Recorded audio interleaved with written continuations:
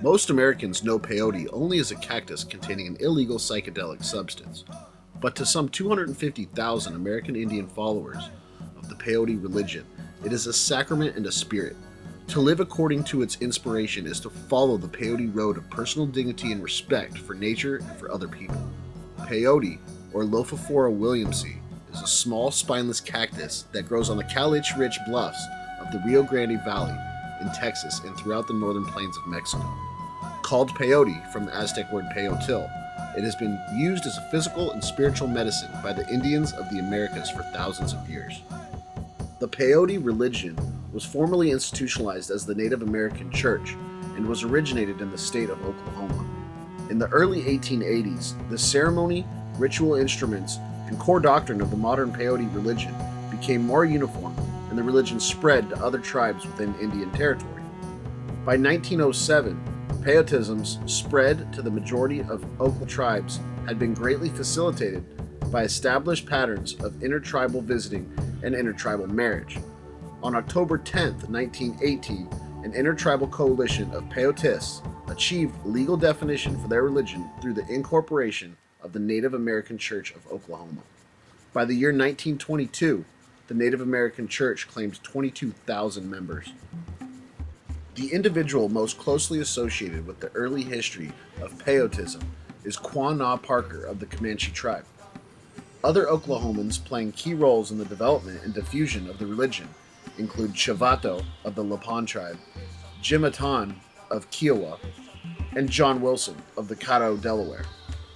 This is just a short list. Many others that played a huge role in the spread and introduction of the religion will forever go unrecognized. Quanah Parker is also credited as the first big leader of the Native American Church. Parker adopted the peyote religion after being gored by a bull in South Texas and surviving the attack with the help of peyote. Peyote is reported to contain hordenine, tyramine, and phenylethylamine alkaloids, which together act as a potent natural antibiotic. Parker was given strong peyote tea by a Kaluktan Indian curandera who healed him and showed him the proper way to run peyote ceremonies. This key aspect of medicine history is often overlooked with the various generational outlooks of Northern American Indians. A vast majority of the theological interpretation and spiritual belief of the Native American Church is highly individualized, with the conservative ritual providing a sacred setting for personal introspection and meditation. A basic reverence for universal nature and the tenets of faith, hope, love, and charity characterize the collective doctrine. The Native American Church is a religion of diffusion that accommodates a wide range of local traditions and practices. Congregations and even individual members incorporate differing degrees of Christian theology and Indian symbolism in their practicing. The setting for Native American church ceremonies, or meetings, as members refer to them, is generally a teepee specifically crafted for the purpose of the service. A crescent-shaped altar is constructed of clean soil in the center of the teepee, with the crescent opening to the east.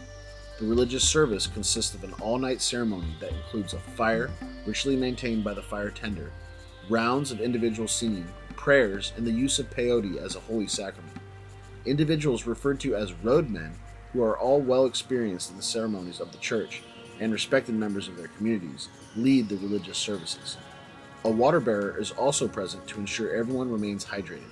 The water bearer is typically female and related to the roadmen.